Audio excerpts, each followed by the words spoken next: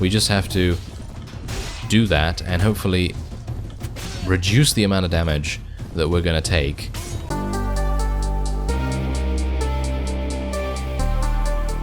Hello Reformers and welcome back to Pendor. Now when we left off we arrived in Clarion and had completed the retrieval of taxes from Rain. We still need to find Duke Alexis to be able to hand that task in, and otherwise we have a very large battle between Earl Ari Forkbeard and Lord Andre.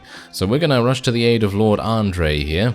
And we'll see if we can help him out. We have 420 units. Yes, I know. And yeah, we're going to be attacking 118 of them. And hopefully we'll be able to maybe capture a couple of people. I do have a pretty full prisoners hold right now. So maybe it's going to be needed. Maybe it's not going to be needed. Really depends. But yeah, obviously because the battle size is so large, we're going to be seeing a couple of frame spikes here, which is never a good thing. But obviously the Warband engine was never really designed to handle such high troop numbers, considering every single unit is a separate entity. So obviously the engine is going to have a bit of a strain as we go on. It is an old engine after all. Anyway, let's see if we can do something here. I don't really want to go in myself. Oh dear. Seems like we're going to have to do that. Let's tell our cavalry to charge in. Actually, just tell everyone to charge in here. It's actually not even a big deal because we outnumber them so heavily that hopefully we're just not going to lose anyone. That's basically my main goal right now. Just don't lose anyone. That's it. Hopefully I'll be able to do a little bit of damage to this fellow. It's unlikely because, let's face it, he's got a pretty good shield and an even better suit of armor. So it's going to be very difficult for me to... Yeah, exactly. Dealing damage with this mace, or hammer should I say, is very, very difficult when you're on a horse. And I'm hopeful that maybe what I'll be able to do later down the line is maybe try and find some kind of blunt weapon that is a little bit longer reach. But I know that that's kind of difficult because most blunt weapons, and indeed most axes as well, do have that slight issue where you're gonna, you're gonna be at a bit of a disadvantage because you do have that additional blunt damage to do against heavy armored units. You're not gonna get that reach in comparison to this sword, for example, which is, in my opinion, crazy. It's an amazing weapon. Really, really nice. And I'd love to be able to have this in blunt form, but obviously that's not going to happen unless you edit the item in some item editor, which might be a fun thing to do at some point, you know, for like a heavily modified campaign of some sort. Am I gonna die? Am I gonna die against this Fyhrr Skvelt Berserker? Yeah, it seems like I am. I'm gonna get killed by that Fyhrr Skvelt Berserker. That's pretty crazy. That's pretty crazy. I don't really mind. I really don't mind because they deserve it. I mean, they're running around with literally no armor. I mean, they do have a little bit of armor, but it's very, very light. And I mean, they need it, you know, they need it to be able to run around really, really fast because they are carrying these huge two-handed axes as well as those two-handed swords. And, well, suffice it to say, they are the things that are going to weigh them down significantly in comparison to their armor. And, well, you could see how much damage they were able to do. Pretty heavy amounts of damage. So, there you go. That's it. Nice win there. Didn't really... I personally did not need to survive, of course. And, we took him out. Nice. And we do get some relation with Lord Andre, which is always good. Okay, so I'm gonna actually just... That's a really nice sword. See, now that's one of the Fyhrr Skvelt Berserker swords. Just look at how crazy that is. That's also one of the double-bladed axes that they use as well, and it has a bonus against shields. It has a very low strength requirement as well, so for someone that has a low strength, it's pretty good. It's pretty good. Okay, so let's just allow our people to take whatever they want to take. Apparently, by the way, according to you in the comments, what was his name again? Sir Alistair. Yes, apparently Sir Alistair has a problem with Frederick. So what I'm going to do is I'm going to attempt to keep Sir Alistair around until we become until we become maybe a a lord of our own realm. It's never going to happen, really. I don't think it's going to be that quick for us to create our own faction. So, yeah, it might just mean that we'll have to let Sir Alistair, yes, Lord, Sir, it doesn't really matter to me, but the point is, we're going to have to probably let him go at some point, because he's going to get mad. He's going to get really mad, and, yeah, I'm going to choose Frederick over Sir Alistair, unfortunately, even though, personally, I'm not entirely sure which one's best. Personally, I would definitely say, though, that Frederick is... maybe? Is he better? I don't know. It's one of those things where it's kind of difficult to really weigh them up, because on the one hand, you have Frederick's Mettenheim units, which are amazing. They're really, really good at what they do. You know, they just are fantastic to have when he becomes a vassal for you. But on the other hand, I think Sir Alistair has a huge amount of leadership skill and various other things, and I think he actually does have... doesn't he come with Barclay units? I'm actually unsure about that. I think he might come with Barclay units, and if he does, then that's even better. So having Frederick and Sir Alistair as your vassals could be extremely lucrative. Now, I do have a task here. As I said beforehand, we do need to return to Duke Alexis. I would also like to find a ransom broker. But let's actually just take a quick look and see what's going on here first. Bear in mind, I'm not a vassal, but what I'd like to see is I'd like to find...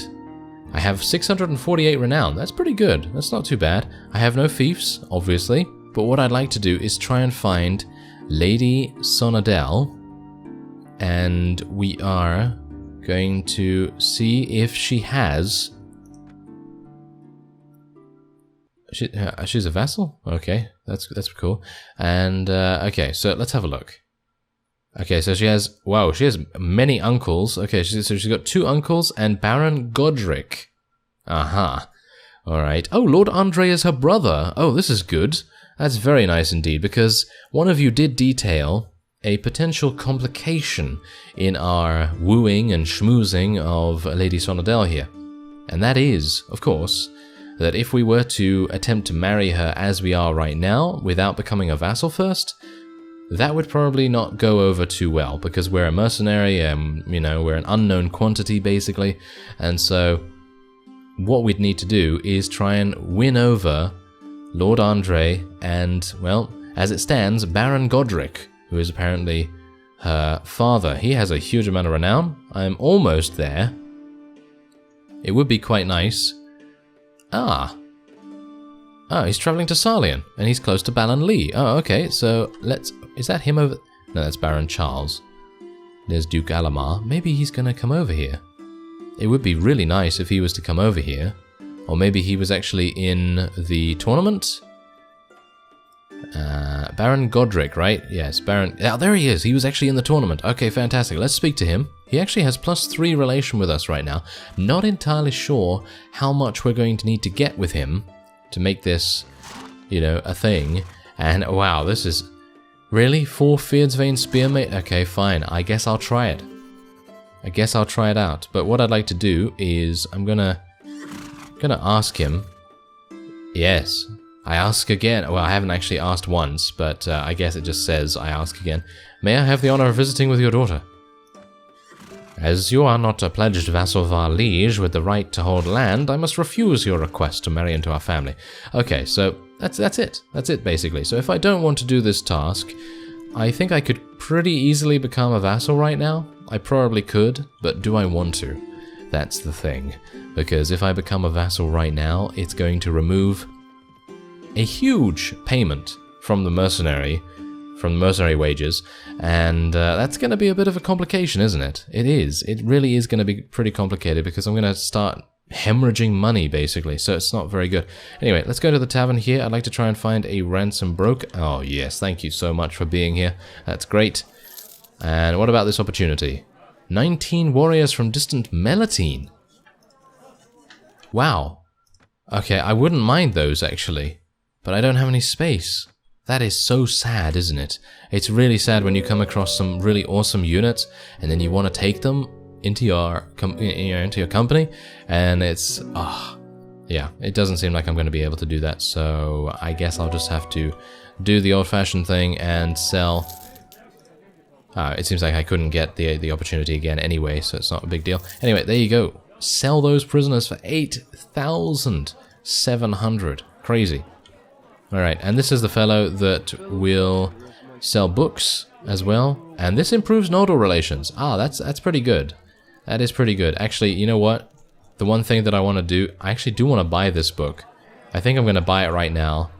And we're not going to read it or anything, but I'm going to buy it just to have it with me, because I don't really want to try and find the book vendor at another time. So let's have a look here.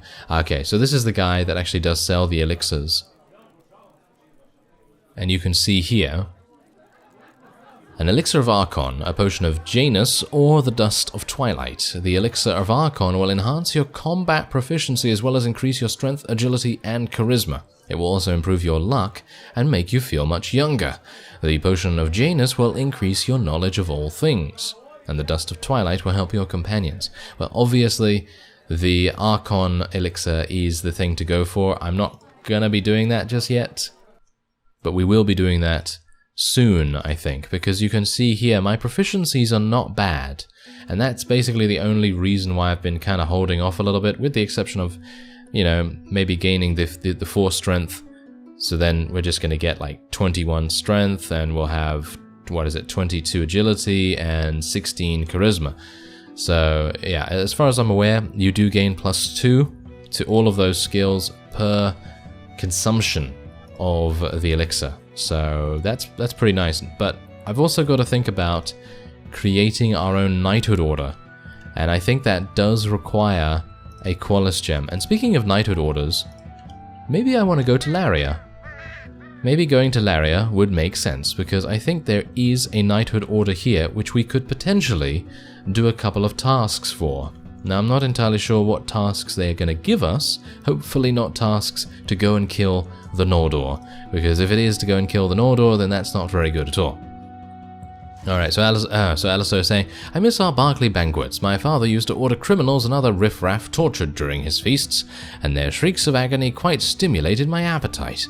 His torturer was exceptionally skillful. Oh, great. Thanks a lot. Okay, so he's not great, is he?